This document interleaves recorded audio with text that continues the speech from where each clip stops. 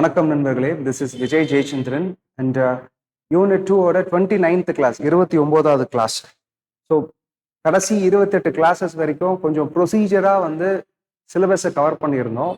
அந்த அந்த அந்த பகுதியை தாண்டி 29, 30, 31 அண்ட் 32 4 கிளாஸஸ் இருக்கு.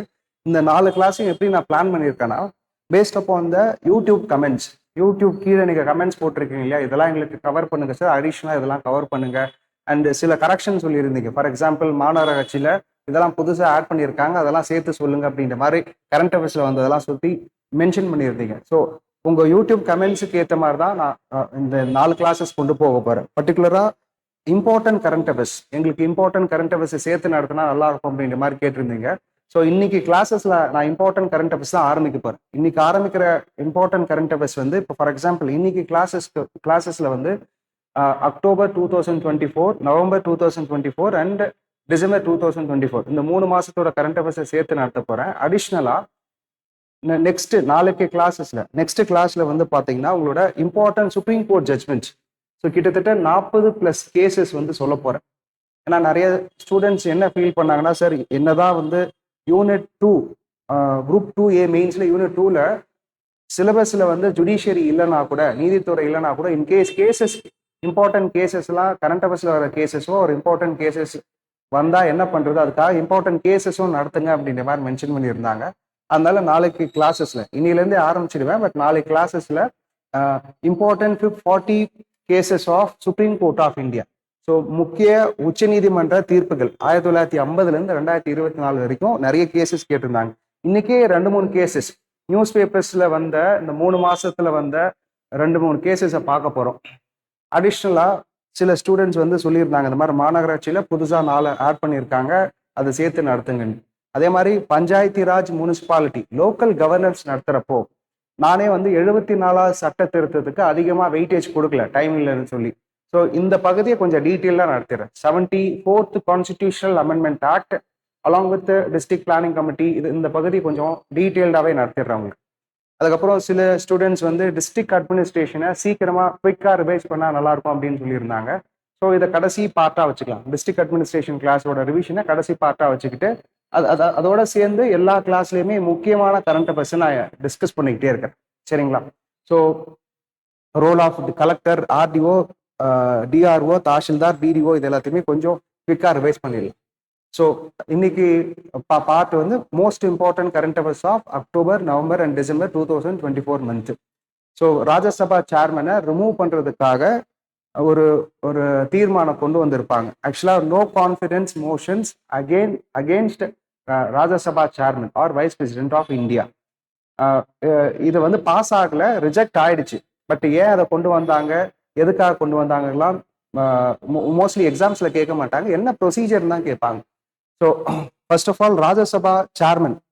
ஸோ ராஜ்யசபா சேர்மனா யார் இருப்பாங்கன்னா, யார் இந்தியாவில் வைஸ் பிரசிடென்ட் ஆஃப் இந்தியா எலெக்ஷன்ல ஜெயிச்சு வராங்களோ அவங்க ஆட்டோமேட்டிக்லி ராஜ்யசபா சேர்மனா மாறிடுவாங்க. ஸோ மாநிலோட தலைவராக யார் இருப்பாங்கன்னா வைஸ் பிரசிடென்ட் ஆஃப் இந்தியா, இந்தியாவோட துணை குடியரசுத் தலைவர். அவரை எக்ஸ் அஃபிஷியோ ராஜ்யசபா சேர்மன் சொல்லுவாங்க. ஏன் எக்ஸ் அஃபிஷியோ சேர்மன் சொல்றாங்கன்னா, இப்போ லோக்சபா ஸ்பீக்கரோ டெபுட்டி ஸ்பீக்கரோ, மக்களவையோட சபாநாயகர் பாத்தீங்கன்னா அந்த மக்களவையில உறுப்பினரா இருந்தா தான் ஆக முடியும் ஸ்பீக்கரா. இங்க அப்படி கிடையாது. ராஜ்யசபா சேர்மன் அவர் ராஜ்யசபா மெம்பர்லாம் கிடையாது. அதுலயே அவரோட குவாலிபிகேஷன் என்ன இருக்குன்னா, ஆஃபீஸ் ஆஃப் ப்ராஃபிட்ல இருக்கக்கூடாதுன்னு சொல்லியிருப்பாங்க. ஸோ ஒரு தனிப்பட்ட நபர் எலெக்ஷன் ஜெயிச்சு வைஸ் பிரசிடென்ட் ஆஃப் இந்தியா ஆகிறப்போ அந்த வைஸ் பிரசிடென்ட் ஆஃப் இந்தியா போஸ்ட்ல இருக்கிற பர்சன் ஆட்டோமேட்டிக்கா ராஜ்யசபா சேர்மனா மாறிடுவாங்க. அதனால எக்ஸ் அஃபிஷியோ சேர்மன் சொல்லுவாங்க. அதனால எதுக்காக அந்த vice president of India post அப்படின்னா, பொலிட்டிக்கல் கண்டினியூட்டிக்காக, கான்ஸ்டிடியூஷனல் கண்டினியூட்டிக்குன்னு சொல்லுவாங்க. அப்படின்னா என்னன்னா, பிரசிடென்ட் ஆஃப் இந்தியா இல்லாம போயிட்டா உடனே ஒரு பர்சனை வச்சு ரீப்ளேஸ் பண்ணுன்றதுக்காக கொண்டு வந்த போஸ்ட் தான் வைஸ் பிரசிடென்ட் ஆஃப் இந்தியா. இது அமெரிக்காவில் அப்படிதான் இருக்கும். அமெரிக்கன் பிரசிடென்ட் இல்லைன்னா ஆட்டோமேட்டிக்கா அங்க இருக்க வைஸ் பிரசிடென்டா அமெரிக்காவோட பிரசிடென்டா மாறிடுவாங்க. நம்ம ஊர்ல 6 மாசத்துக்கு ஆக்டிங்ல இருப்பாங்க, அதுக்காக கொண்டு வந்த போஸ்ட். பட் அவங்க ஊர்ல எப்படி வைஸ் பிரசிடென்ட் ஆஃப் அமெரிக்காவுக்கு வேலை எதுவும் கிடையாது பெருசா. அவங்க யார் வைஸ் பிரசிடென்ட் ஆஃப் அமெரிக்கா இருக்காங்களோ அவங்க ஆட்டோமேட்டிக்கா செனேட்டோட ஹெட்டா மாறிடுவாங்க. அவங்க ஊர்ல இருக்கிற அப்பர் ஹவுஸ் செனேட் மெம்பர்ஸ்ன்னு சொல்லுவாங்க, செனேட் ஹவுஸ், அதுல மாறிடுவாங்க. அதே மாதிரி Rajya Sabha chairman vice president of India Rajya Sabha upper ஹவுஸுக்கு சேர்மனா எக்ஸபிஷியல் சேர்மனா இருப்பாங்க. ஸோ இதில் மோஸ்ட் இம்பார்ட்டன்ட் பார்ட் வந்து பார்த்தீங்கன்னா article 67 of Indian constitution. So as per article 67 of Indian constitution Rajya Sabha chairman வந்து ராஜ்யசபாவோட ப்ரெசிடிங் ஆஃபீஸர். தென் எப்படி ஸ்பீக்கருக்கு வந்து டை பிரேக்கிங் இருக்கோ, காஸ்டிங் ஓட்டு இருக்கோ. காஸ்டிங் ஓட்டு அப்படின்னா சமமா வந்தா மட்டும்தான் அதை ஓட்டு போடுவாங்க. ஃபர்ஸ்ட் இன்ஸ்டன்ட்ல ஓட்டு போட மாட்டாங்க. ஸ்பீக்கரோ அதே மாதிரி சேர்மனோ யார் அந்த சீட்ல உட்காந்துருக்காங்களோ, சேர்மனோ டெபுட்டி சேர்மனோ டெபுட்டி ஸ்பீக்கரோ அந்த சேர்ல உட்காந்துருக்கவங்க எப்பயுமே ஃபர்ஸ்ட் ஓட்டு போட மாட்டாங்க. இன்கேஸ் டை வந்துடுச்சுன்னா, இப்போ 70 பேர் தான் ப்ரெசென்ட் ஆயிருக்காங்க, அதுல 35 பேர் எஸ்ன்னு சொல்லியிருக்காங்க, 35 பேர் நோன்னு சொல்லியிருக்காங்க அப்படின்னா டை வரப்போ அந்த டைம்ல தான் ஓட்டு போடுவாங்க. காஸ்டிங் ஓட்டு. இது வரைக்கும் ராஜ்யசபா சேர்மன் ஒரே வாட்டி மட்டும்தான் ஓட்டு போட்டிருக்காங்க. அதுவும் உங்களுக்கு கிளாஸஸ்ல சொல்லியிருப்பேன். ஸோ இவ்வளவு ரிமூவல் ப்ரொசீஜர் வந்து பாத்தீங்கன்னா என்னவா ரிமூவ் பண்ண முடியும்னா ராஜ்யசபா சேர்மனா ரிமூவ் பண்ண முடியாது, வைஸ் பிரசிடென்ட் ஆஃப் இந்தியாவை தான் ரிமூவ் பண்ண முடியும். ஏன்னா இங்க ஆர்டிகல் 67B வந்து வைஸ் பிரசிடென்டோட ரிமூவல் தான் கொடுத்துருக்காங்க. ராஜ்யசபா சேர்மனா ரிமூவ் பண்ண முடியாது, வைஸ் பிரசிடென்ட் ஆஃப் இந்தியாவை தான் எலக்ட் ஆக முடியும், வைஸ் பிரசிடென்ட் ஆஃப் இந்தியாவை தான் ரிமூவ் பண்ண முடியும். துணை குடியரசுத் தலைவராக தான் ரிமூவ் பண்ண முடியும், பதவியை நீக்க முடியும். ஸோ இதுக்கு யூஸ்வலா என்ன பண்ணுவாங்கன்னா ஒரு இந்த மாதிரி வந்து நாங்க ராஜ்யசபா சேர்மனை தூக்க போறோம், வைஸ் பிரசிடென்ட் ஆஃப் இந்தியாவை ரிமூவ் பண்ண போறோம்னு சொல்லி அங்க இருக்கிற தலைவர்கிட்ட பெட்டிஷன் கொடுப்பாங்க. அந்த இன்கேஸ் அந்த பெட்டிஷன் அக்செப்ட் பண்ணிக்கிட்டாங்கன்னா யாரை ரிமூவ் பண்றாங்களோ அவங்க வந்து சீட்ல உட்கார முடியாது. அதுக்கு பதிலாக யார் இருப்பாங்கன்னா டெபுட்டி சேர்மன் இருப்பாங்க, துணைத் தலைவர் இருப்பாங்க, மாநிலோட துணைத் தலைவர் இருப்பாங்க. அப்படிதான் அந்த ப்ரொசீஜர் நடந்திருக்கும். யூஸ்வலா ஸ்பீக்கரை ரிமூவ் பண்றப்போ, மக்களவை சபாநாயகரை ரிமூவ் பண்றப்போ அவர் டெபுட்டி ஸ்பீக்கர் சேர்ல இருப்பாங்க. அவர் ஸ்பீக்கர் வந்து கீழே வந்து உட்காந்துப்பார். அவர் வந்து ஓட்டு போட முடியும். அவரோட நம்பிக்கையில்லா தீர்மானத்துக்கு அவரால் ஓட்டு போட முடியும். இங்க இவரால் ஓட்டு போட முடியாது. ஏன் ஓட்டு போட முடியாதுன்னா இவர் இதுல மெம்பர் கிடையாது, ராஜ்யசபால மெம்பர் கிடையாது. ஸோ வைஸ் பிரசிடென்ட் ரிமூவ் பண்றப்போ யார் சேர்ல இருப்பாங்கன்னா டெபுட்டி சேர்மன் தான் சீட்ல இருப்பாங்க. ஸோ ஒன்ஸ் அதை அக்செப்ட் பண்ணிக்கிட்டாங்கன்னா 14 நாள் நோட்டீஸ் பீரியட் கொடுப்பாங்க. உங்களுக்கு 2 வாரம் டைம், நீங்க பதில் சொல்லுங்க அப்படின்ட்டு. ஸோ குடியரசுத் தலைவருக்கா அது வந்து வயலேஷன் ஆஃப் இந்தியன் கான்ஸ்டியூஷன் சொல்லி ஒரு கிரவுண்ட் இருந்துச்சு. அந்த கிரவுண்டு அந்த அடிப்படையில் தான் இந்திய அரசியலமைப்பு சட்டத்தை மீறிட்டாருன்னு சொல்லி தான் பதவி நீக்கம் பண்ண முடியும். இவருக்கு கிரவுண்டே கிடையாது. கான்ஸ்டியூஷன் என்ன சொல்லிட்டாங்கன்னா பார்லிமெண்ட் மே டிசைட். நாடாளுமன்றம் வந்து துணை குடியரசுத் தலைவரை பதவி நீக்கம் பண்றதுக்கு நாடாளுமன்றம் இதை முடிவு பண்ணிக்கலாம்னு சொல்லியிருப்பாங்க. இது அதுக்கு பதவியே கிடையாது. அதே மாதிரி ஸோ இதை யூஸ்வலா என்ன ப்ரொசீஜர் அப்படின்னா effective majority in Rajya Sabha and simple majority இந்த லோக்சபா. என்ன ப்ரொசீஜர்னா ராஜ்யசபால மட்டும்தான் இனிஷியேட் பண்ண முடியும். இனிஷியேட் ஆயிடுச்சுன்னா 14 டேஸ் டியூ பீரியட் கொடுப்பாங்க. அப்படின்னா என்ன, 2 வாரம் டியூ பீரியட் கொடுப்பாங்க. அந்த ராஜ்யசபால அந்த 2 வாரம் முடிஞ்சதுக்கு அப்புறம் ராஜ்யசபால வந்து எஃபெக்டிவ் மெஜாரிட்டினா 10 மெம்பர்ஸ் டெட் அண்ட் டிஸ்குவாலிஃபைட் இறந்து போனவங்களையும் பதவி நீக்கம் இருந்தவங்களையும் ரிமூவ் பண்ணிட்டு அதுல 50% ஆஃப் ஓட்ஸை வச்சு பண்ணுவாங்க. தென் மெஜாரிட்டின்னு சொல்லுவாங்க. அதான் எஃபெக்டிவ் மெஜாரிட்டி. தென் இன்கேஸ் ராஜ்யசபால பாஸ் ஆனதுக்கு அப்புறம் லோக்சபாவுக்கு போவோம். லோக்சபால சிம்பிள் மெஜாரிட்டியில எளிய பெரும்பான்மையில கொண்டு வந்தாலே போதும். அப்ரூவ்டு பை லோக்சபான்னு சொல்லுவாங்க. ஸோ ராஜ்யசபால எஃபெக்டிவ் மெஜாரிட்டி அண்ட் லோக்சபாவில் வந்து சிம்பிள் மெஜாரிட்டி, அது அப்ரூவ்டு பை லோக்சபான்னு சொல்லுவாங்க. ஒன்ஸ் அதை ஆர்ச்சுனாலே ஆட்டோமேட்டிக்கா வைஸ் பிரசிடென்ட் ஆஃப் இந்தியா வந்து ரிமூவ் பண்ணிடுவாங்க. நெக்ஸ்ட், ஆக்சுவலா இது வந்து 2020 ஒரு கேஸ் போட்டிருப்பாங்க. என்ன கேஸ் போட்டிருப்பாங்கன்னா, இது 42வது இதுதான் ஆக்சுவலா ஒரிஜினல் பிரியாம்பிள். முகப்புரை வந்து 1950 வந்த முகப்புரை இதுதான். ஸோ சாவரன் டெமோக்ராட்டிக் ரிப்பப்ளிக் 3 வார்த்தை தான் இருக்கும். நேச்சர் ஆஃப் இந்தியன் கான்ஸ்டியூஷன் பார்த்தீங்கன்னா சாவரன் டெமோக்ராட்டிக் ரிப்பப்ளிக். இதுல 2 வார்த்தையை வந்து இதுல ஆக்சுவலா 3 வார்த்தை இன்க்ளூட் பண்ணாங்க. இதுல 2 வார்த்தை இன்க்ளூட் பண்ணியிருப்பாங்க. சோஷியலிஸ்டிக் அண்ட் செக்யூலர், 3வது வார்த்தை இன்டெகிரிட்டி.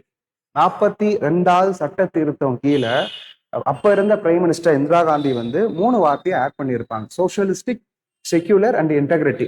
ஸோ இந்த வார்த்தை வந்து ஒரிஜினல் கான்ஸ்டியூஷன்ல கிடையாது. அதனால இந்த வார்த்தையை சமதர்மம் மற்றும் சமய சார்பின்மை ஆர் மதச்சார்பின்மை இந்த வார்த்தையை ரிமூவ் பண்ணுங்க அப்படின்னு சொல்லி சுப்ரீம் கோர்ட்ல கேஸ் போட்டிருப்பாங்க. ரிமூவ் பண்றதுன்னா அதை சேலஞ்ச் பண்ணி 42வது திருத்தத்துல கொண்டு வந்த அந்த வார்த்தைகளை சேலஞ்ச் பண்ணி கேள்வி கேட்கிறாங்க. அப்ப சுப்ரீம் கோர்ட் என்ன சொல்றாங்கன்னா இதை வந்து செல்லுன்னு சொல்றாங்க. 42வது 42வது கான்ஸ்டிடியூஷனல் அமெண்ட்மெண்ட் ஆக்ட் கொண்டு வந்த இந்த 2 வார்த்தைகளும் செல்லும், அதுல வந்து மாத்தலாம் தேவையில்லை அப்படின்ற மாதிரி சொல்றாங்க. இந்த இந்த சுப்ரீம் கோர்ட் கேசஸை வச்சு கொஸ்டின் கேட்கலாம். இல்லை அப்படின்னா 75 வருஷம் ஆயிடுச்சு. இந்தியன் பிரியாம்பிள் வந்து 75 வருஷம் ஆயிடுச்சு. இந்தியன் பிரியாம்பிள் வந்து 75 வருஷம் ஆயிடுச்சு. ஸோ அதனால அதை பேஸ் பண்ணி கேள்வி கேட்கறதுக்கு சான்சஸ் அதிகம். ஸோ இது என்னென்னலான்றதெல்லாம் நம்ம இன் டீட்டெயிலாகவே முன்னாடி பார்த்துட்டோம். நெக்ஸ்ட் ஆர்டிகல் 30 வச்சு ஒரு case Supreme Court Azeez Basha versus union of India 1967. இந்த கேஸை கேட்கறதுக்கு சான்சஸ் அதிகம். ஏன்னா அது வந்து ஏன் அந்த கேசஸ் சான்சஸ் அதிகம் நான் சொல்றேன். ஃபர்ஸ்ட் ஆஃப் ஆல் எதுக்காகனா இந்த கேஸ் வந்து 1967 ஒரு கேஸ் போட்டிருப்பாங்க. என்ன case போட்டிருப்பாங்கன்னா, Aligarh Muslim university, ஏஎம்யூனா Aligarh Muslim university.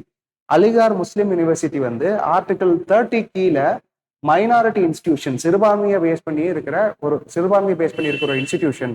அதை வந்து அதை வந்து ஆர்டிகல் 30 கீழே மைனாரிட்டி ஆக்டை பேஸ் பண்ணி ரூல் பண்ண விடுங்க அப்படின்ற மாதிரி கேஸ் போட்டிருப்பாங்க. அப்போ 1966 உச்சநீதிமன்றம் என்ன சொல்லியிருப்பாங்கன்னா, அலிகார் முஸ்லிம் யூனிவர்சிட்டி வந்து ஒரு மத்திய பல்கலைக்கழகம், அது வந்து ஒரு சிறுபான்மைய நிறுவனம் கிடையாது அப்படின்னு சொல்லியிருப்பாங்க. மத்திய இது சென்ட்ரல் யூனிவர்சிட்டி, அது சிறுபான்மை நிறுவனம் கிடையாது. அதனால ஆர்டிகல் 30 கீழே அந்த கைட்லைன்ஸ் கீழே கொண்டு வர முடியாதுன்னு சொல்லியிருப்பாங்க. அந்த கேஸையே திரும்ப ரிவ்யூ பண்ண சொல்லி சுப்ரீம் கோர்ட்ல கேஸ் போட்டிருப்பாங்க. 2024 சுப்ரீம் கோர்ட் என்ன சொல்றாங்கன்னா, ஒரு வாட்டி ஒரு இன்ஸ்டிடியூஷன், அதுக்கு முன்னாடி நான் அதை காமிச்சிடுறேன். இதான் அந்த Aligarh Muslim university. So article 30 கீழே rights of the minority to establish and administer education institutions. So சிறுபான்மைய மக்களுக்கு கல்வி நிறுவனத்தை தோற்றுவிக்கவும் நிர்வகிக்கவும் ஆன உரிமை தான் இந்த ஆர்டிகல் 30. ஸோ இதுக்கு கீழே 3 கிளாசிபிகேஷன் இருக்கும். சிறுபான்மை மக்கள் 3 கிளாசிபிகேஷன் இருக்கும். என்ன கிளாசிபிகேஷன்னா, ஆர்டிகல் 30 கீழே ஸோ ஒரு கல்வி நிறுவனம், ஒரு இன்ஸ்டிடியூஷன்ஸ் வந்து நிறுவனம் வந்து மானியம் ஃபர்ஸ்ட் கண்டிஷன் மானியம் வாங்குறது, 2வது வந்து அங்கீகாரம் பெற்றவை. ஸோ எஜுகேஷன் இன்ஸ்டிடியூஷனை 2ஆ பிரிக்கலாம். கேட்டகரி வந்து மானியம் வாங்குறது, கவர்மெண்ட் ஆஃப் தமிழ்நாடு கிட்டயோ கவர்மெண்ட் ஆஃப் இந்தியா கிட்டயோ அரசு கிட்ட இருந்து மானியம் வாங்குற இன்ஸ்டிடியூஷன். நெக்ஸ்ட் அங்கீகாரம் வாங்குற இன்ஸ்டிடியூஷன்.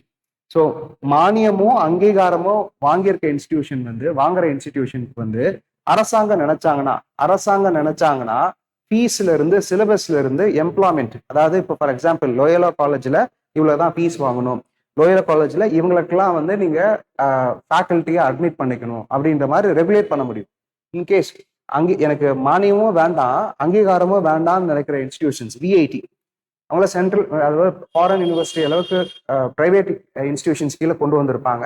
இந்த மாதிரி இன்ஸ்டிடியூஷன்ஸுக்கு வந்து தமிழ்நாடு கவர்மெண்டாலேயோ சென்ட்ரல் கவர்மெண்டாலேயோ சிலபஸ் எல்லாம் டிக்டேட் பண்ண முடியாது, எம்ப்ளாய்மெண்ட் எல்லாம் சொல்ல முடியாது. ஏன்னா அவங்க மானியம் வாங்கல, எங்களுக்கு ரெகக்னேஷனும் வேணாம் அப்படின்ற மாதிரி சொல்லியிருப்பாங்க. இதுதான் இந்த 2 கேட்டகரி.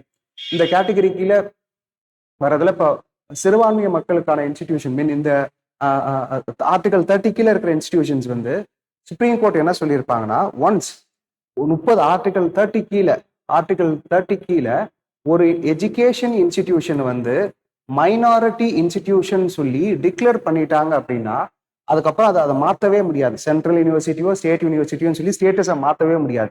அது அந்த மைனாரிட்டி ஸ்டேட்டஸ், சிறுபான்மைய நிறுவனம் சொல்லி அந்த ஸ்டேட்டஸை இழக்கவே முடியாது. ஸோ அது வந்து கிட்டத்தட்ட வந்து Aligarh Muslim university comes under the article 30 of Indian constitution சொல்லி சாதகமா சொல்லியிருப்பாங்க. ஸோ அலிகார் முஸ்லிம் யூனிவர்சிட்டி வந்து ஒரு minority institution as per the 2024 supreme court judgment. இது வந்து ஃபேக்சுவல் பார்ட் தான். ஸோ கீழடியை வந்து best tourism village of 2024, best tourism, அது ஹெரிட்டேஜ் டூரிசம் வில்லேஜ் ஆஃப் 2024 சொல்லி மினிஸ்ட்ரி ஆஃப் டூரிசம் டிக்ளேர் பண்ணியிருக்காங்க. ஸோ 2024 ஆண்டோட சிறந்த சுற்றுலா கிராமமா ஒன்றிய சுற்றுலா அமைச்சரகம் வந்து சொல்லியிருக்காங்க தமிழ்நாட்டில் இருக்க கீழடியை. ஸோ இந்த மாதிரி நிறைய ஆக்சுவலா இந்த வில்லேஜ்கிலேயே நிறைய கொண்டு வந்திருக்காங்க. Vibrant village, spiritual and wellness village, then agri tourism village, community tourism வில்லேஜ்னு. ஸோ கீழடி வந்து இந்த கேட்டகரி கீழே வருது. ஹெரிட்டேஜ் வில்லேஜ் அப்படின்ற ஒரு கேட்டகரி கீழே வருது. இது கீழே நிறைய 2024 நிறைய விஷயத்த கொண்டு வந்திருக்காங்க. அதே மாதிரி தமிழ்நாட்டில் வேற என்ன இருக்குன்றதை நீங்க பார்த்துக்கோங்க. Next property owners association versus state of Maharashtra 2024. So சொத்து உரிமையாளர்கள் சங்கம் அண்ட் மகாராஷ்டிரா மாநிலம்.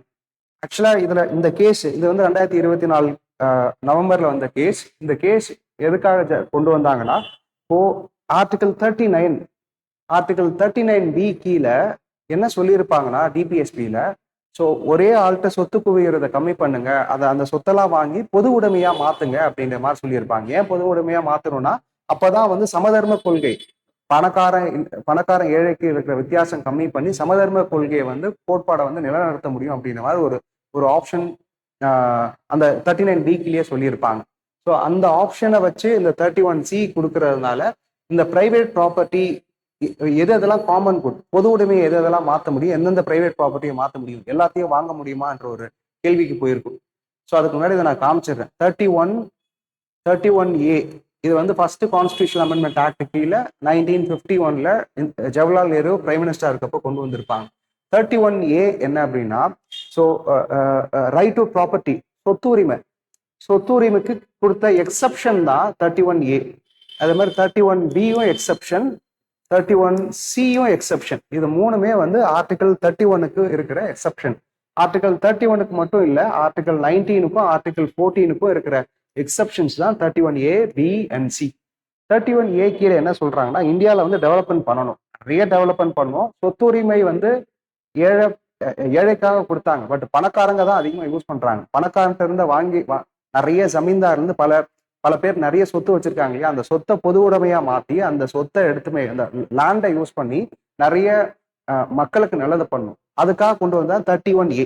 31A என்ன அப்படின்னா, 5 விதமான சட்டங்களுக்காக லேண்டை வாங்குறப்போ, இப்போ நான் வந்து ஒரு ஜமீன்தார் இருக்குன்னு வச்சுக்கோங்க, என்கிட்ட ஒரு 50,000 ஏக்கர் இருக்குன்னா, ஒரு 5 விஷயத்துக்காக, எந்தெந்த 5 விஷயம்னா, வர்த்தகம் பண்றதுக்கு, காமர்ஸ் அண்ட் இண்டஸ்ட்ரி, தொழில்துறைக்காக, விவசாயம் மற்றும் நல சீர்திருத்தத்துக்காக, லேண்ட் ரிஃபார்ம்ஸுக்காக கவர்மெண்ட் ஆஃப் இந்தியா என்னோட 50,000 ஏக்கர் நிலத்தை வாங்கினா அது வந்து சொத்து உரிமையை மீறுற மாதிரி வராது, அது எக்ஸப்ஷன் கீழே வரும் அப்படின்ற மாதிரி போட்டிருப்பாங்க 31A. 31B உங்களுக்கு ரொம்ப டீட்டெயிலாக எடுத்திருப்பாங்க. 31Bனா என்ன அப்படின்னா, ஏதாவது ஒரு சட்டத்தை எடுத்துட்டு வந்து 31B வந்து அதுவும் முதல் சட்ட திருத்தத்துக்கு கீழே கொண்டு வந்தது. 31B வந்து 9th ஷெட்யூல் 9வது அட்டவணைன்னு சொல்லி ஒரு புது அட்டவணையை கிரியேட் பண்ணுச்சு. அதுக்கு முன்னாடி வரைக்கும் 8 அட்டவணை தான் இருந்துச்சு. இந்த 9வது அட்டவணையில ஏதாவது ஒரு சட்டத்தையோ இல்ல ஒரு ரூல்ஸையோ விதிகளையோ எட்டாந்து வைக்கிறப்போ, ஆக்ட் ஆர் ரூல்ஸ் எட்டாந்து வைக்கிறப்போ உச்ச நீதிமன்றத்தால பார்க்கவே முடியாது. 9th ஷெட்யூல் கீழே ஏதாவது ஒரு சட்டத்தை எடுத்தாந்து இந்த 9th ஷெட்யூல் கீழே வைக்கிறப்போ உச்ச நீதிமன்றத்தால ஜுடிஷியரி, உச்ச நீதிமன்றம் மட்டும் இல்ல, நீதித்துறையால அதை பார்க்கவே முடியாது, ஆய்வு செய்ய முடியாது, ஜுடிஷியல் ரிவ்யூ பண்ண முடியாது அப்படின்ற மாதிரி சொல்லி டிக்ளேர் பண்ணியிருப்பாங்க. பட் இந்த case IR Coelho case versus state of Tamil Nadu 2007ல உச்சநீதிமன்றம் என்ன ஜட்மெண்ட் கொடுக்குறாங்கன்னா, article 13 judicial review itself basic structure doctrine. So basic structure doctrine வந்துச்சு இல்லையா, பேசிக் ஸ்ட்ரக்சர் டாக்ட்ரின் கேஸ்ன்னு வந்த பாரதி கேஸ்ல 1973ல. ஸோ அதுக்கு அந்த பேசிக் ஸ்ட்ரக்சர் டாக்ட்ரின் கீழே ஆர்டிகல் 13ம் வந்து இம்பார்ட்டன்ட் பேசிக் ஸ்ட்ரக்சர் தான் அப்படின்னு சொல்றாங்க. ஆர்டிகல் 13 வந்து ஜுடிஷியல் ரிவ்யூ, நீதி புனராய்வு. ஸோ இந்த கேஸ் கீழே என்ன சொல்றாங்கன்னா, article 13 comes under the judicial review of Indian constitution. So அதனால வந்து நீங்க வந்து 9th ஷெட்யூலே வந்து எல்லா சட்டத்தையும் எடுத்து போய் வச்சு நீங்க இந்தியாவோட நீதித்துறையோட கண்ணை மறைக்க முடியாது. சில இப்போ 9th ஷெட்யூல் கீழே 9th ஷெட்யூல் நிறைய வச்சிருக்காங்க இல்லையா, இந்த 9th ஷெட்யூல் கீழே இருக்கிற லிஸ்ட்ல எதெல்லாம் வந்து 1973க்கு மேல வச்சிருக்காங்களோ, 1973 என்ன நடந்துச்சுன்னா கேசவனந்த பாரதி கேஸ் வந்துச்சு. கேசவனந்த பாரதி கேஸ்ல என்ன சொல்றாங்க, இந்திய அரசியலமைப்புக்கு ஒரு நெசசரி கண்டிஷன்ஸ் இருக்கு, அடிப்படை கோட்பாடு இருக்கு, அதை நீங்க மீறக்கூடாது. இந்தியன் ஃபண்டமெண்டல் ரைட்ஸை என்ன வேணாலும் அமெண்ட் பண்ணிக்கோங்க, பட் அடிப்படை கோட்பாடை மீறப்போ நான் அதை கேள்வி கேட்பேன் அப்படின்ற மாதிரி உச்சநீதிமன்றம் சொல்றாங்க. ஸோ 1973க்கு அப்புறம் எதை எடுத்துட்டு வந்து வச்சிருந்தாலும் இப்போ அது அடிப்படை உரிமை, இந்த ஆக்ட் எல்லாம் பேசிக் ஸ்ட்ரக்சர் டாக்டரினை மீறும் பட்சத்தில் என்னால கேள்வி கேட்க முடியும்னு சொல்லி ஐஆர் கீலியோ கேஸ்ல 2007ல ஜட்மெண்ட் கொடுக்குறாங்க. So judicial review part of basic structure doctrine எதுன்னு கேட்டாங்கன்னா 2007ல கொடுத்த இந்த கேஸ் தான். இதுதான் அந்த 31C. 31C எது கீழே கொண்டு வராங்க? 25வது constitutional amendment act of 1971.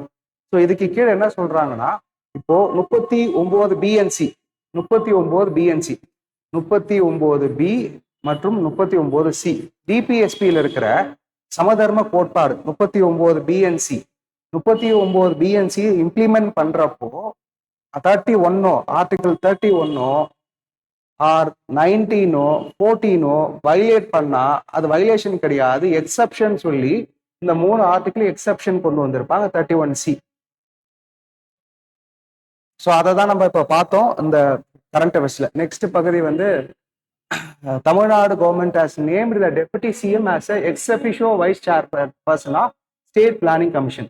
So Tamil Nadu மாநில திட்டக்குழுவில் தமிழ்நாட்டோட துணை முதல்வர் இருக்காங்க இல்லையா, அவங்கள எக்ஸ் அஃபிஷியோ சேர்மனா வைஸ் சேர்மனா வச்சிருக்காங்க. ஏன் வைஸ் சேர்மன்னா, சேர்பர்சன் வந்து சீஃப் மினிஸ்டர், வைஸ் சேர்பர்சன் வந்து டெபுட்டி சிஎம். வைஸ் சேர்பர்சன் ஒருத்தங்க இருப்பாங்க, இது ex officio vice person chairperson vice chairperson. So இது எப்போ எஸ்டாப்ளிஷ் பண்ணியிருப்பாங்கன்னா 1971 எஸ்டாப்ளிஷ் பண்ணியிருப்பாங்க. 1971 எஸ்டாப்ளிஷ் பண்ணியிருப்பாங்க. என்ன பர்பஸ்க்காக எஸ்டாப்ளிஷ் பண்ணியிருக்காங்கன்னா, தமிழ்நாட்டில் பொருளாதார அடிப்படையில பொருளாதார முன்னேற்றத்துக்காக, வளர்ச்சி மற்றும் பொருளாதார முன்னேற்றத்துக்காக ஊக்குவிக்கிறதுக்காக, development of economic growth and foster development in India சார் தமிழ்நாடு, அந்த பர்பஸ்க்காக கொண்டு வந்திருப்பாங்க. இதை டைரக்டா யாரோட தலைமை கீழே செயல்படுவோம்னா சீஃப் மினிஸ்டர் கீழே வரும். சீஃப் மினிஸ்டர் தான் ஆக்சுவலா வந்து சேர்பர்சனா இருப்பாங்க மாநில திட்டக்குழுக்கு. ஸோ இதோட பிரைமரி பர்பஸ் எது பார்த்தீங்கன்னா, prepares 5-year plan and annual plan for the state. 5 வருஷத்துக்கு 5-year பிளானும் அதே மாதிரி ஆனுவல் பிளான்னா 1-year பிளான் இருக்கு. ஆனுவல் பிளானல் ரிப்போர்ட்டையும் யார் பண்ணுவாங்க அப்படின்னா இவங்க தான் பண்ணுவாங்க. ஸோ எர்லியரா இந்த ஸ்டேட் பிளானிங் கமிஷனே வந்து டிபிஎஸ்பியில ஆர்டிகிள் 38 கீழே ஸ்டேட் வந்து இந்த மாதிரி டிபிஎஸ்பி இம்ப்ளிமெண்ட் பண்றதுக்காக சில திட்டங்கள் கொண்டு வரணும்னு சொல்லியிருப்பாங்க. அது அந்த டிபிஎஸ்பி எல்லாம் ஸ்டேஜ் பை ஸ்டேஜா இம்ப்ளிமெண்ட் பண்ணுறதுக்காக கொண்டு வந்தது தான் அந்த state central planning commission 5-year plan போட்டு கொண்டு வர்றது. அதை ஸ்கிராப் பண்ணிட்டு நித்தி ஆயோக்னு சொல்லி பிரசன்ட் பிரைம் மினிஸ்டர் வந்து எர்லியரா ஸ்கிராப் பண்ணிட்டு 2017 கொண்டு வருவாங்க. பட் தமிழ்நாட்டில் இருக்கிற பிளானிங் கமிஷன் அப்படியே தான் இருக்கு. Advices the government on development priorities and resource allocation. So வளர்ச்சி திட்டங்களுக்கு முன்னுரிமை கொடுக்குறது. அதே மாதிரி இந்த ரிசோர்ஸ்னா என்ன, தமிழ்நாட்டில் என்னென்னலாம் ரிசோர்ஸ் இருக்கு, அது எதெல்லாம் எப்படி ப்ராப்பராக அலோகேட் பண்ணலாம்னு சொல்லி ஒரு கைடன்ஸ் கொடுக்குற ஒரு ஆர்கனைசேஷன். நெக்ஸ்ட் இதோட அப்ஜெக்டிவ்ஸ் பார்த்தீங்கன்னா, eradicate poverty and reduce inequalities. So வறுமையை ஒழிக்கிறது மற்றும் சமத்துவ நிலை குறைக்கிறது. அப்படின்னா என்னன்னா, ஃபார் எக்ஸாம்பிள் ஸோ இன்இக்வாலிட்டிஸ் இருக்கு. இப்போ ரிச் அண்ட் புவர் வந்து பார்த்தீங்கன்னா எக்கனாமிக் இன்இக்வாலிட்டி. அதே மாதிரி உயர் ஜாதி மேல் ஜாதி அப்படி இருக்குன்னா அது வந்து சோஷியல் ஈக்குவாலிட்டி. ஆண் மேல பெண் கீழே அப்படின்னா அது சோஷியல் இன்இக்வாலிட்டி. அதே மாதிரி பொலிட்டிக்கல் இன்இக்வாலிட்டி. ஸோ இப்போ இவங்களெல்லாம் இங்கே ஓட்டு போடக்கூடாது, அவங்களாம் அரசியலுக்கு வரக்கூடாது, அவங்களாம் எலெக்ஷன் நிற்கக்கூடாதுன்றாங்கன்னா அது பொலிட்டிக்கல் இன்இக்வாலிட்டி. இந்த மாதிரி ஏகப்பட்ட இன்இக்வாலிட்டிஸ் இந்தியாவில் இருக்கு. அதை எல்லாத்தையுமே ஈக்குவலா கொண்டு வர்றதுக்கான ஒரு கீ அப்ஜெக்டிவ் தான் ஸ்டேட் பிளானிங் கமிஷன் வருது. Next promote the balance between the regional development. So கிட்டத்தட்ட வந்து சமச்சீர பகுதி வளர்ச்சியை ஊக்குவிக்கிறது தான் இதோட அப்ஜெக்டிவ். நெக்ஸ்ட் ஃபங்க்ஷன் வந்து பார்த்தீங்கன்னா, monitors and evaluates state development programmes. இப்போ ஃபார் எக்ஸாம்பிள் நிறைய ஸ்கீம்ஸ் இருக்கு, நிறைய ப்ரோக்ராம்ஸ் இருக்குன்னா அதை மானிட்டர் பண்ணி ரேங்கிங் போடுவாங்க. ஸோ 38 டிஸ்ட்ரிக்ட்ல எந்தெந்த டிஸ்ட்ரிக்ட்ல எவ்வளோ பெர்ஃபார்ம் பண்றாங்க, அரியலூர், பெரம்பலூர், விழுப்புரம், கடலூர், திருவண்ணாமலை இந்த டிஸ்ட்ரிக்ட்ஸ்லாம் ஏன் போரா இருக்கு, இந்த மாதிரி ரிப்போர்ட்லாம் கொடுப்பாங்க. And collaborates with NITI Aayog. ஏன்னா சென்ட்ரல்ல ஒரு பிளானிங் கமிஷன் இருந்துச்சு, அதை டிஸ்மேண்டல் பண்ணிட்டு தான் நித்தி ஆயோக் கொண்டு வந்தாங்க. அவங்க கூட அலைன் ஆகி நேஷனல் டெவலப்மெண்ட் கோல்ஸ், அதே மாதிரி சஸ்டைனபிள் டெவலப்மெண்ட் கோல்ஸ் அதோட பர்ஃபார்மன்ஸ். ஏன்னா இப்போ யுனைடெட் நேஷன் டெவலப்மெண்ட் ப்ரோக்ராம்ஸ் வந்து இந்த சஸ்டைனபிள் டெவலப்மெண்ட் கோல்ஸை கொண்டு வந்திருப்பாங்க. மொத்தம் 17 கோல் இருக்கும். ஸோ அதை வந்து இப்போ நித்தி ஆயோக் வந்து சென்ட்ரல் கவர்மெண்ட் பார்க்குற மாதிரி இங்கே தமிழ்நாட்டில் வந்து பார்த்தீங்கன்னா ஸ்டேட் பிளானிங் கமிஷன் தான் இந்த 17 கோல்ஸ் இம்ப்ளிமெண்ட் பண்ணுறதுக்கு நிறைய மெஷர்ஸ் எடுத்திருப்பாங்க. Next 51st chief justice of India. So 51வது சீஃப் ஜஸ்டிஸ் ஆஃப் இந்தியா. இதில் அப்பாயின்மெண்ட் பேஸ் பண்ணி கொஷின்ஸ் இருக்கும், அதை நம்ம பார்க்கலாம். கொஷின்ஸ்னா டேட்டாஸ் இருக்கும். 51வது தலைமை நீதிபதி, உச்சநீதிமன்றத்தில் 51வது தலைமை நீதிபதி. ஸோ பிரசிடென்ட் மோஸ்ட்லி இந்த மாதிரி சென்ட்ரல் கவர்மெண்ட் போஸ்ட்னாலே 90% யார் அப்பாயிண்ட் பண்ணுவாங்கன்னா president of India. So justice Sanjiv Khanna ஆக்சுவலாக அவருக்கு 6 months. இப்போ முன்னாடி இருந்த சிஜே சந்திரசூட் வந்து ஆல்மோஸ்ட் 2 years இருந்திருப்பாங்க, இவருக்கு 6 மாசம் தான். ஏன்னா அதுக்கப்புறம் ரிட்டையர்மெண்ட் இருக்கு. ஸோ இவர் அப்பர் ஏஜ் வந்து 65 years, ரிட்டையர்மெண்ட் இருக்கிறதுனால இவங்க 6 months இருப்பாங்க சிஜேயா. இதுக்கு ஒரு ப்ரொசீஜர் இருக்கு. ஃபார் எக்ஸாம்பிள் இந்த ஆர்டிகிள் வச்சு கேள்வி கேட்கலாம். ஆர்டிகல் 124 ஆஃப் இந்தியன் கான்ஸ்டிடியூஷன், அதே மாதிரி article 217 of Indian constitution. So உச்சநீதிமன்ற நீதிபதி, உச்சநீதிமன்ற தலைமை நீதிபதி, Supreme Court chief justice of India, supreme Court judge of India, இவங்களெல்லாம் அப்பாயிண்ட் பண்றதுக்கு ஒரு ப்ரொசீஜர் இருக்கு. அதுதான் 124 ஆர்டிகல்லையும், அது மாதிரி உயர்நீதிமன்றம் சுப்ரீம் ஹைகோர்ட்டோட ஜட்ஜஸ்க்கு 216 ஆர்டிகல்லையும் சொல்லியிருப்பாங்க. என்ன இதுல சொல்லியிருப்பாங்கன்னா, பிரசிடென்ட் ஆஃப் இந்தியா தான் அப்பாயிண்ட் பண்ணுவாங்க. அந்த யார் அப்பாயிண்ட் பண்றதுக்கெல்லாம் எங்கிருந்து கன்சல்டேஷன் வாங்கியிருப்பாங்கன்னா சிஜே ஆஃப் இந்தியா அப்படிதான் மென்ஷன் பண்ணியிருப்பாங்க. So supreme court judges appoint பண்றப்போ president of India should consult CJ of India. So குடியரசுத் தலைவர்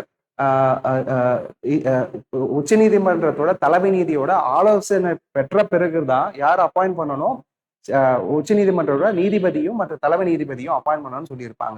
இது கேள்வி எப்படி போயிருக்குன்னா, அது வெறும் ஆலோசனையா இல்ல அதுக்கு உடன்பாடு தேவையா, கட்டாயமாக வந்து அந்த ஆலோசனை கொடுக்குறப்ப அதை கட்டாயமா நிறைவேற்றணுமா அப்படின்ற மாதிரி ஒரு கேள்வி போயிருக்கும். அதுதான் முதல் ஜட்ஜஸ் கேஸ். ஸோ முதல் நீதி அரசர்கள் வழக்கு 1982, 2வது 3வது மற்றும் 4வது பின்னாடி பார்க்கலாம். ஸோ முதல் கேஸ் 1982ல உச்சநீதிமன்றம் என்ன சொல்றாங்கன்னா, ஸோ குடியரசுத் தலைவர்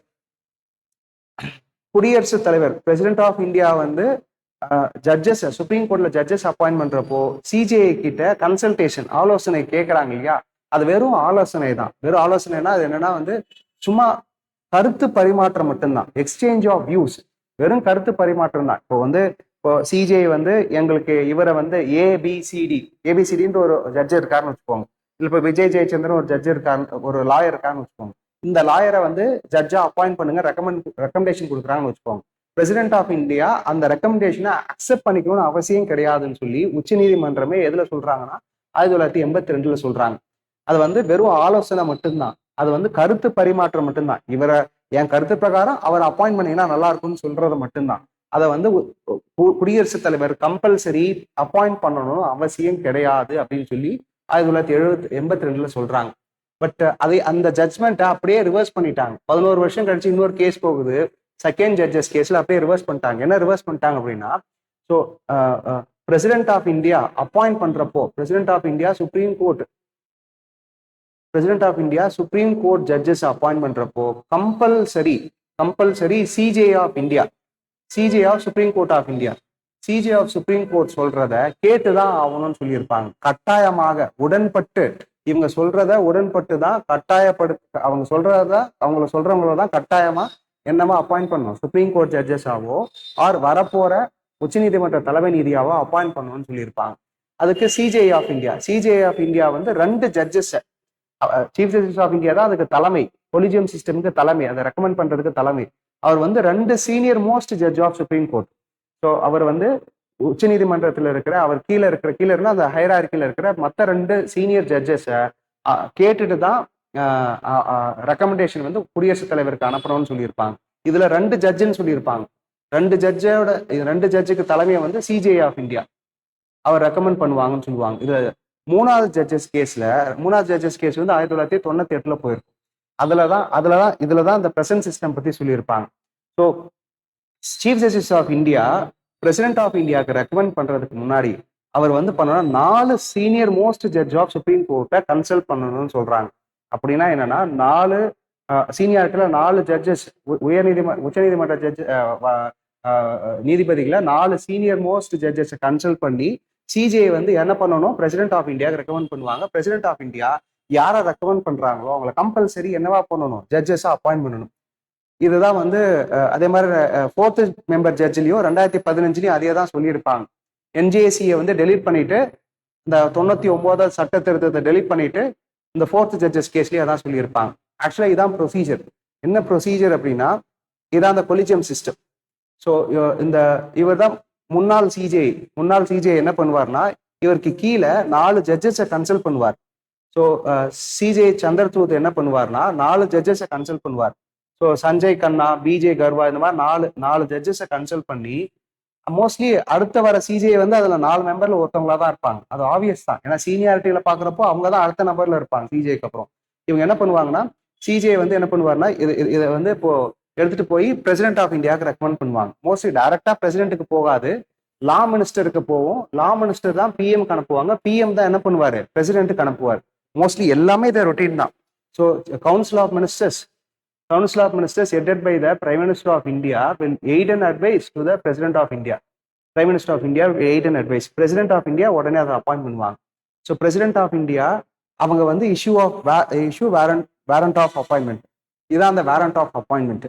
வாரண்ட் ஆஃப் அப்பாயின்மெண்ட்னா என்னன்னா சில போஸ்ட்டை வந்து பிரசிடென்ட் குடியரசுத் தலைவர் வந்து வேற யாரையா வச்சு செயலாக்கலாம்.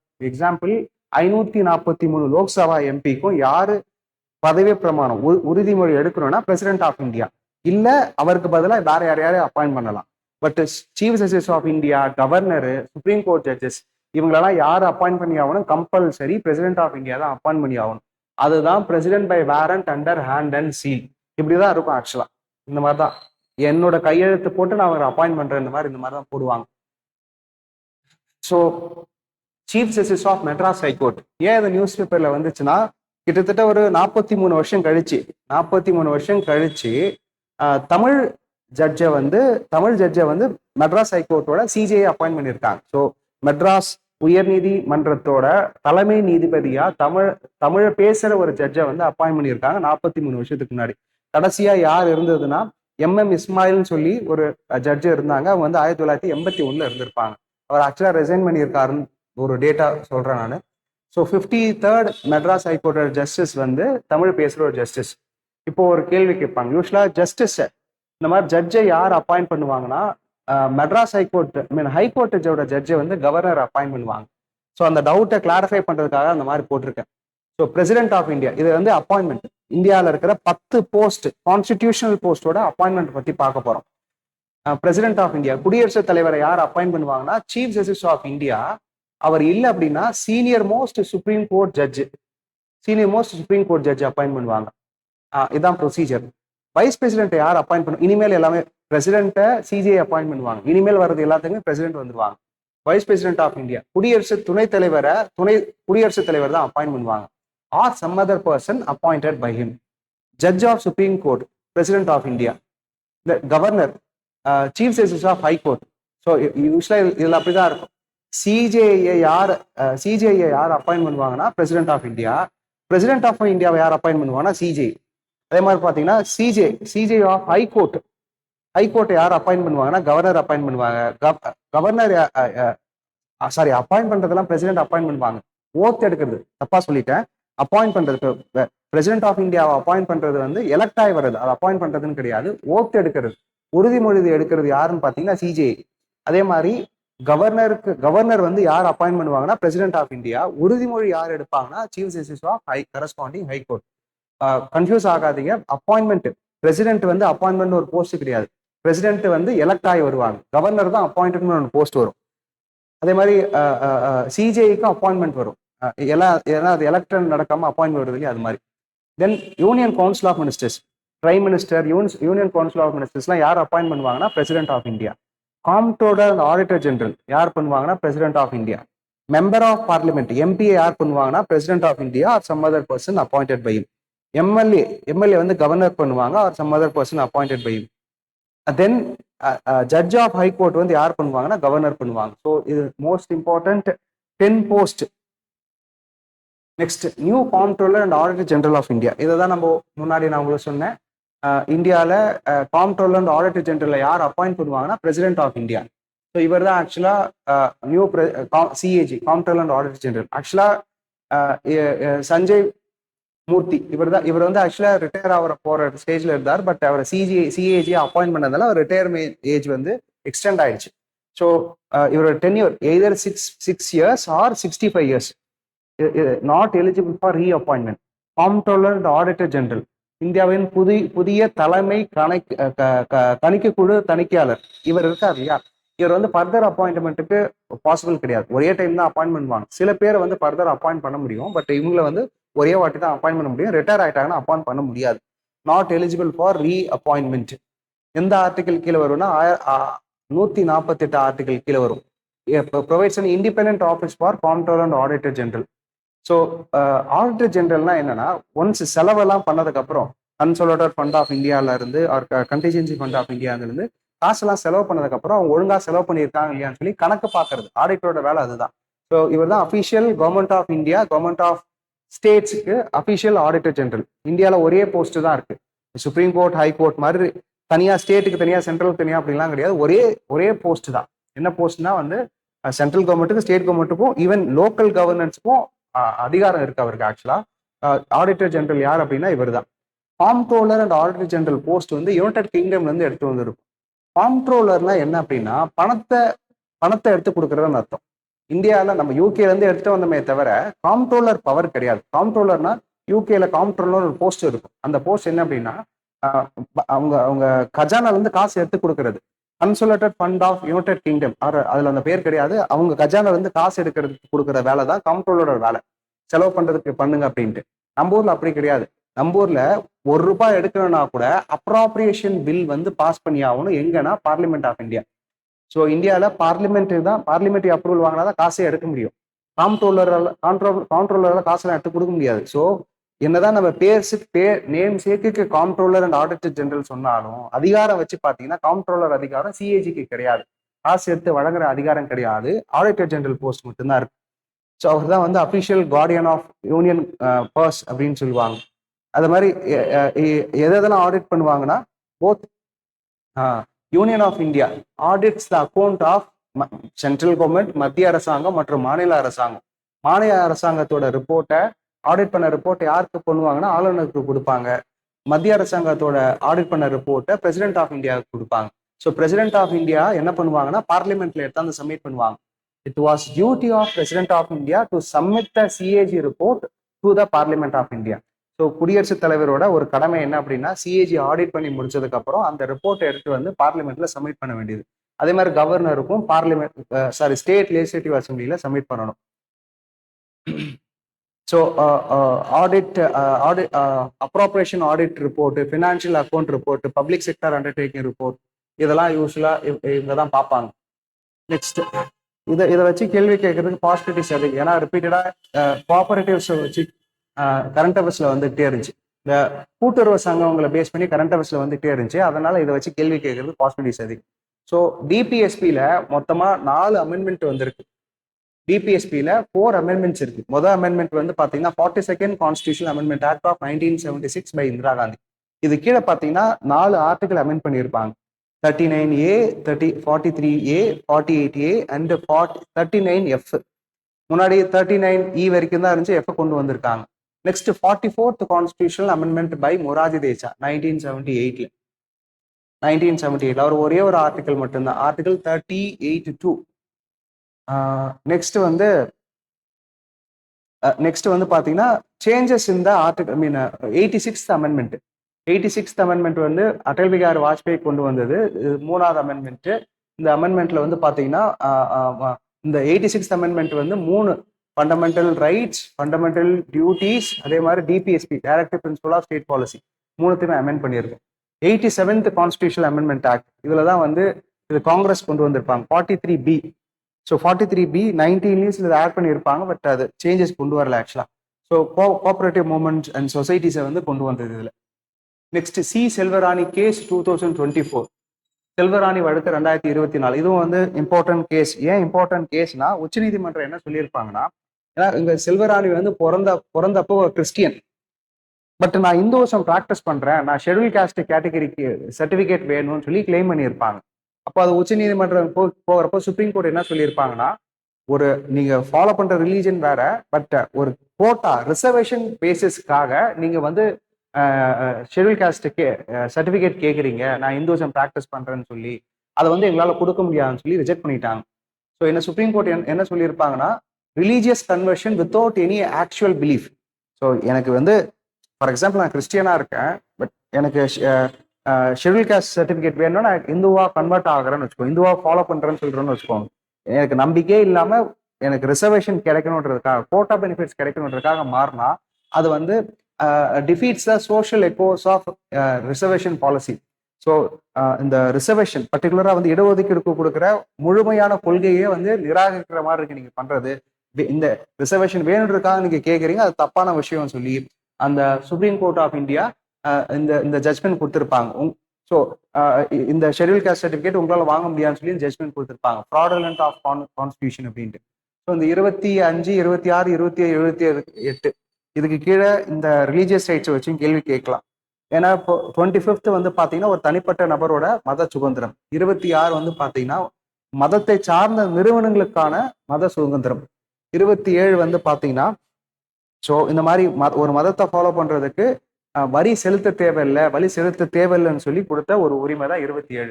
28 வந்து பார்த்தீங்கன்னா அரசாங்கம் நடத்துகிற கல்வி நிலையங்களில் ஆர் எஜுகேஷன் இன்ஸ்டிடியூஷன்ஸ்ல வந்து ரிலீஜியஸ் சாங்ஸ் மதத்தை சேர்ந்த போதனைகள் பண்ணக்கூடாதுன்றதுதான் 28. அதே மாதிரி இந்த 25 கீழே 5 உரிமைகள் கொடுத்திருப்பாங்க. முதல் உரிமை என்ன வந்து பாத்தீங்கன்னா ஒரு தனிப்பட்ட நபர் மனசாட்சி பிரகாரம் எந்த மதத்தை ஃபாலோ பண்றதுக்கும் வழிபடுறதுக்கும் உரிமை இருக்கு. ரெண்டாவது வந்து ரெண்டாவது உரிமை வந்து பாத்தீங்கன்னா ஒரு ஒரு தனிப்பட்ட மனுஷன் தான் எந்த மதத்தை ஃபாலோ பண்ணணும்னு சொல்லி வெளிப்படையா டிக்ளேர் பண்றதுக்கும் உரிமை இருக்கு. பூ வைக்கிறது, பொட்டு வைக்கிறது, முஸ்லிம்ஸ் கேப் போட்டுக்கிறது, சிங்கு தாடி வைக்கிறது, இது எல்லாமே ரெண்டாவது ரைட்டு. மூணாவது ரைட்டு வந்து சடங்குகளை மத சடங்குகளை செய்வதற்கான உரிமையை கொடுத்திருப்பாங்க. நாலாவது வந்து மதத்தை நீங்க ஃபாலோ பண்ற மதத்தை பரப்புறதுக்கான உரிமையை கொடுத்திருப்பாங்க. இங்கதான் நம்ம அந்த ஆப்ஷன் வந்துச்சு, பரப்புறதுக்கு உரிமையை கொடுத்திருக்காங்க, பட் வலுக்காட்டாயமா மதம் மாற்றம் செய்யறது வந்து சுப்ரீம் கோர்ட் உச்சநீதிமன்றமே தடை செஞ்சிருக்காங்க. Next local governance. ஸோ இப்போ பஞ்சாயத்தி ராஜ் அண்ட் முனிசிபாலிட்டி.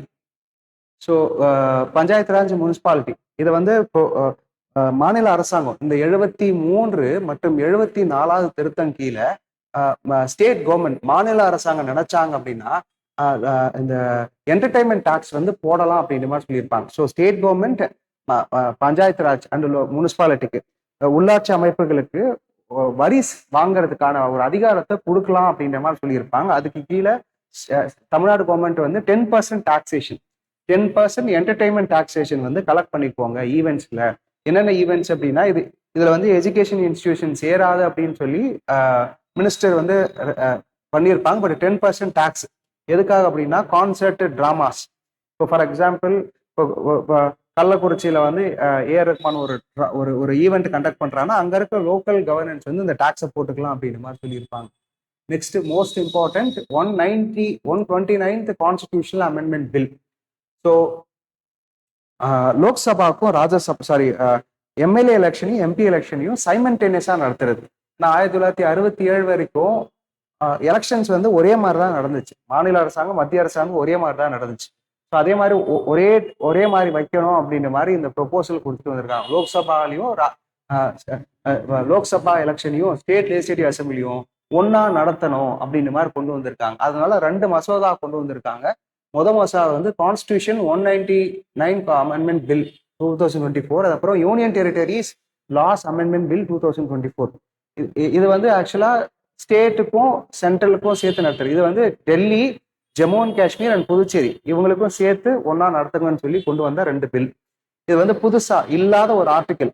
இது வரைக்கும் 82 ஆர்டிக்கல் தான் இருந்துச்சு. இப்போ இல்லாத ஒரு ஆர்டிக்கல் 82A என்று ஒரு புது அமெண்ட்மெண்ட்டை இன்சர்ட் பண்ணியிருக்காங்க. எதுக்காக அப்படின்னா எம்எல்ஏ எலெக்ஷனையும் எம்பி எலெக்ஷனையும் ஒரே நேரத்தில் நடத்துறது. ஏன்னா 1951 அப்படியே தான் நடந்திருக்கும்.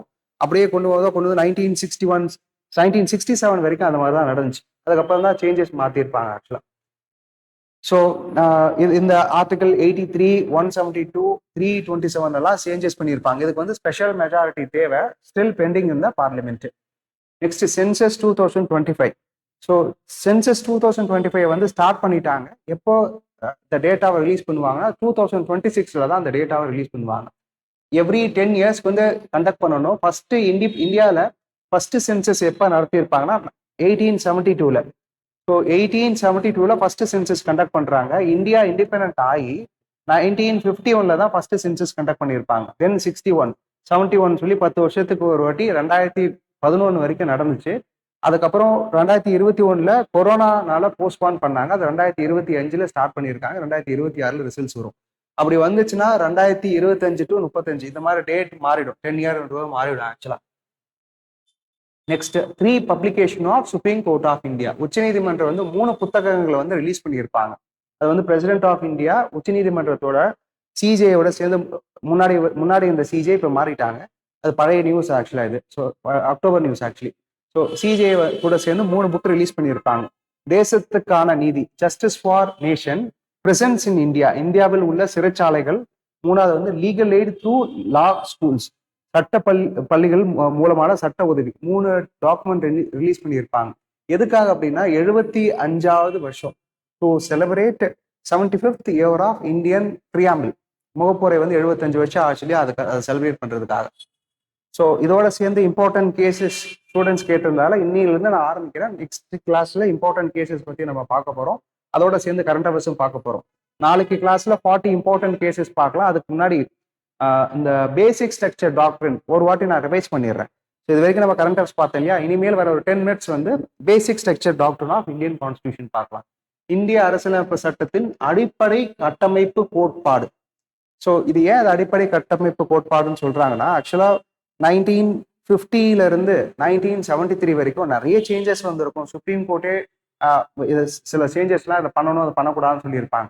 ஒரு பர்டிகுலர் பீரியட்ல ஆர்டிகல் 36 368 யூஸ் பண்ணி பார்லிமெண்ட் நிறைய சேஞ்சஸ் கொண்டு வந்துகிட்டே இருக்காங்க. இன்க்ளூடிங் ஃபண்டமெண்டல் ரைட்ஸ் அமெண்ட் பண்ணி நிறைய சேஞ்சஸ் கொண்டு வந்துகிட்டே இருக்காங்க. ஸோ இந்த கேசவானந்த பாரதி கேஸ்ல இது வந்து 13 மெம்பர் ஜட்ஜ் இருக்கிறதுலே இந்தியன் சுப்ரீம் கோர்ட் ஹிஸ்டரியிலே 13 பெரிய பெஞ்ச் எது அப்படின்னா இந்த பெஞ்ச் மட்டும்தான். இதுலயே 7 வந்து இவருக்கு சாதகமாக சொல்லியிருப்பாங்க, 6 வந்து கவர்மெண்ட்டுக்கு சாதகமாக சொல்லியிருப்பாங்க.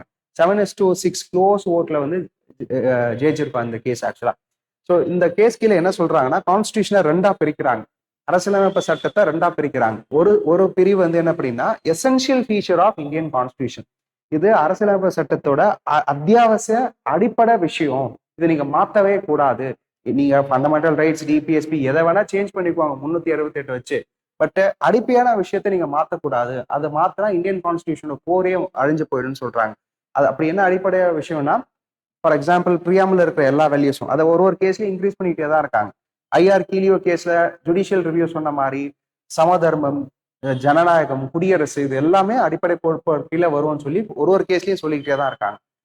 இதை வந்து நீங்க மாத்தவே கூடாது. இதை மாத்தினீங்கன்னா 1973 அப்புறம் இதை மாத்தினீங்கன்னா நான் கேள்வி கேட்பேன் அப்படின்னு சொல்லி உச்சநீதிமன்றம் சொல்றாங்க. அதை தாண்டி சில விஷயங்களை நீங்க மாத்திக்குவோங்க, கான்ஸ்டியூஷன்ல சில விஷயங்களை நீங்க மாத்திக்குவாங்க, நாங்க கேள்வியே கேட்க மாட்டோம்னு சொல்லியிருப்பாங்க. அப்படி வந்த கேஸ் தான். இதை நான் கேஸை டீட்டெயிலா எக்ஸ்பிளைன் பண்ண போறது இல்லை. பட் இந்த என்னென்ன கேஸ் இருக்கு, எதுக்காக கொண்டு வந்தாங்கன்றது மட்டும் சொல்றேன். ஸோ ஃபர்ஸ்ட் கேஸ் வந்து சம்பகம் துரைராஜன் கேஸ். இந்த கேஸ் எதுக்காக வந்துச்சுன்னா, பர்டிகுலரா ரிசர்வேஷனுக்காகவும் சொத்துரிமையும் பேஸ் பண்ணி அந்த கேஸ் போட்டிருப்பாங்க. ரிசர்வேஷனுக்காக தான் போட்டது. சொத்துரிமை நிறைய பேர் அந்த சொத்துரிமையை பேஸ் பண்ணி கேசஸ் நிறைய வந்ததுனால ரெண்டுத்தையும் மெர்ஜ் பண்ணி Champakam Dorairajan versus state of Madras அதான் உச்சநீதிமன்றத்துக்கு போயிருக்கும். உச்சநீதிமன்ற ஜட்மெண்ட் கொடுக்குறாங்கன்னா, ஜட்மெண்ட் கொடுக்குறாங்கன்னா, நீங்க அரசின் நேரடி வரிமுறைகளை வந்து செயல்படுத்துறதுக்காக அடிப்படை உரிமைகளை மீறுற மாதிரி செயலில் ஈடுபட்டிருக்கீங்க. ஸோ அதனால நான் டெலிட் பண்றேன். அடிப்படை உரிமையை மீறாத பட்சத்தில் நீங்க சட்டத்தை கொண்டு வாங்கன்னு சொல்லியிருப்பாங்க. அதனால அப்ப இருந்த பிரைம் மினிஸ்டர் ஜவஹர்லால் நேரு வந்து என்ன கொண்டு வந்திருப்பாருன்னா, சம்பகம் துரைராஜன் கேஸ் வந்ததுக்கு அப்புறம் ஃபர்ஸ்ட் கான்ஸ்டியூஷனல் அமெண்ட்மெண்ட் ஆக்ட் கொண்டு வந்து 31A 31B இந்த சர்டன் ஆக்ட்ஸ் எல்லாம் கொண்டு வந்திருப்பாங்க. நிறைய சேஞ்சஸ் கொண்டு வந்திருப்பாங்க. ஸோ இந்த மாதிரி ஆப்ஷன்ஸ் கொண்டு வந்து 15 சப்டிவிஷன் 4 எல்லாம் கொண்டு வந்திருப்பாங்க. கொண்டு வந்தப்போ சங்கரி பிரசாத் வழக்குல என்ன பண்ணியிருப்பாங்கன்னா, அவர் போய் வந்து அதாவது 368 கீழே ஃபண்டமெண்டல் ரைட்ஸ் அமெண்ட் பண்றதுக்கு அதிகாரம் இருக்கா பார்லிமெண்ட்டுக்குன்னு கேள்வி போடுவாங்க. அப்போ போடுறப்போ சுப்ரீம் கோர்ட் என்ன சொல்லியிருப்பாங்கன்னா, parliament can amend fundamental rights under article 368. So நாடாளுமன்றம் 368 கீழே எந்த சட்டத்தை வேணா சேஞ்சஸ் கொண்டு வரலாம், இன்க்ளூடிங் ஃபண்டமெண்டல் ரைட்ஸ், அடிப்படை உரிமைகள் அப்படின்ற மாதிரி ஜட்மெண்ட் கொடுக்குறாங்க. 2வது ஆப்ஷன் என்ன சொல்றாங்கன்னா, ஆர்டிகல் 13 கீழே கான்ஸ்டியூஷனல் அமெண்ட்மெண்ட் ஆக்ட் வராது. அது ஏன்னா அது 13 கீழே எங்கேயுமே கொடுக்காதனால வராதுன்னு சொல்லி 2வது அந்த ஜட்மெண்ட்லயே 2வது பாயிண்ட் சொல்றாங்க. இதே வந்து ரிவர்ஸ் பண்ணிட்டாங்க. எங்க ரிவர்ஸ் பண்ணிட்டாங்கன்னா, கோலக்நாத் கேஸ்ல அப்படியே மாத்தி சொல்றாங்க இந்த கேஸை. ஸோ கோலக்நாத் ஜட்மெண்ட்டை 1967 அந்த ஜட்மெண்ட் வருது. அந்த ஜட்மெண்ட்டை மாத்துறதுக்காக இந்திரா காந்தி என்ன பண்றாங்கன்னா 2 சட்டங்கள் கொண்டு வராங்க. ஒண்ணு வந்து 24 சட்ட திருத்தம். 24 சட்ட திருத்தம். 24 சட்ட திருத்தத்துல இந்திரா காந்தி என்ன அமெண்ட்மெண்ட் கொண்டு வர்றாங்கன்னா, so parliament can amend any article இந்த இந்தியன் கான்ஸ்டியூஷன். நாடாளுமன்றம் நினைச்சாங்கன்னா எந்த சட்டத்தையும் இந்தியன் அரசியலமைப்பு சட்டத்துல மாத்த முடியும் அப்படின்னு ஒரு ஆப்ஷன் கொண்டு வந்துட்டு, ரெண்டாவது என்ன சொல்றாங்க, ஸோ நாடாளுமன்றம் மாத்திர சட்டத்தை எந்த கோர்ட்லயுமே, இந்தியாவில் இருக்கிற எந்த கோர்ட்லயுமே கேள்வி கேட்கிற அதிகாரம் உரிமை கிடையாது அப்படின்ற மாதிரி ஒரு ப்ரொவிஷன் கொண்டு வராங்க 24 சட்டத்துல. அதுக்கப்புறம் 25 தான் என்ன கொண்டு வருவாங்கன்னா 31C கொண்டு வருவாங்க. 25 தான் 31C கொண்டு வந்திருப்பாங்க. ஸோ இந்த கேஸ் எங்க போகுதுன்னா கேசன் வந்த பாரதி கேஸ் போகுது. கேசன் வந்த பாரதி கேஸ்ல தான் பேசிக் செக்ஷன் டாக்டர்னு கொண்டு வராங்க. அதுல என்ன சொல்றாங்கன்னா 24 ஒரே அடி அடிச்சிடுறாங்க. நீங்க இஷ்டத்துக்கு லா கொண்டு வர முடியாது. ஸோ சங்கரி பிரசாத் கேஸ்ல கொண்டுட்டாங்க. ஸோ இந்தியன் பார்லிமெண்ட்டுக்கு எந்த ஆர்டிக்கிளை அமெண்ட் பண்றதுக்கும் ரைட்ஸ் இருக்கு. ஆனா அது வந்து இந்திய அரசியலமைப்பு சட்டத்துக்கு ஒரு அடிப்படை கோட்பாடு இருக்கு. அதை நீங்க மீறாத அளவுக்கு பார்த்துக்கோங்க அப்படின்னு சொல்லி சில வேல்யூஸ் எல்லாம் சொல்றாங்க. இதெல்லாம் நீங்க மாத்தக்கூடாதுன்னு சொல்லி. அது கேசன் வந்த பாரதி கேஸ்ல இருந்து பல கேஸ்ல அதை அமெண்ட் பண்றதுனா நிறைய ஆட் பண்ணி இப்ப நிறைய கேசஸ் அது கீழே இருக்கு. நிறைய வார்த்தைகள் இருக்கு. கேசஸ் கிடையாது, நிறைய வார்த்தைகள் இருக்கு அந்த கோட்பாடு கீழே. ஸோ அரசியலமைப்போட அடிப்படை கோட்பாடுகளை நிறைய சேர்த்து இருப்பாங்க. இந்த கேஸ் வந்த பாரதி கேஸ் கொண்டு வந்ததுக்கு அப்புறம் இதை மாத்துறதுக்காக 42வது சட்ட திருத்தம் அதுல வந்து மாத்துறாங்க. இந்த மாதிரி வந்து 24 என்ன கொண்டு வந்தாங்களோ அதையும் திரும்பி கொண்டு வர ட்ரை பண்றாங்க. Once again Minerva Mills case என்ன பண்றாங்கன்னா 42 வந்த சேஞ்சஸை நல்லிஃபை பண்ணி மினர்வா மில்ஸ் கேஸ்ல என்ன சொல்றாங்கன்னா, கேஸ் வந்த பாரதி கேஸ்ல நாங்க என்ன ஜட்ஜ்மெண்ட் கொடுத்தோமோ அதுதான் இங்க செல்லுன்னு சொல்லியிருப்பாங்க. ஸோ இதெல்லாம் வந்து இம்பார்ட்டன்ட் பேஸு. இதுக்கப்புறம் வர்றது எல்லாமே இப்போ 1980 வந்த கேஸ். 1980 இருந்து இனிமேல் 1924 வரைக்கும் 2024 வரைக்கும் பார்க்கலாம். இதுல சில கேஸ் இருக்கும். இந்திரா காந்தி வெர்சஸ் ராஜ் நரேன், அதே மாதிரி Gopalan cases versus state of Madras, இந்த மாதிரி இம்பார்ட்டன்ட் கேசஸையும் நாளைக்கு பார்க்கலாம். அதனால வந்து 1980க்கு முன்னாடி இருக்கிற கேசஸ் எல்லாம் நான் விட போறதுலாம் இல்லை. பின்னாடி 4 கிளாஸ்ல வந்து 40 கேஸ், கிட்டத்தட்ட 40 கேஸ் முக்கியமா வந்து 2020 இருந்து 2024 வரைக்கும் என்னென்னலாம் இருந்துச்சோ அதை முக்கியமா பார்க்க போறோம். இன்னைக்கே ஆக்சுவலா 3 கேசஸ் பார்த்துட்டோம் கரண்ட் அஃபேர்ஸ் பேஸ் பண்ணி. அந்த பேசிக் ஸ்ட்ரக்சர் டாக்டர்னு முடிச்சாச்சு. ஸோ ஃபர்தர் கிளாஸஸ்ல இன்னும் கொஞ்சம் டீட்டெயில்டாவே பார்க்கலாம். And thank you dear friends.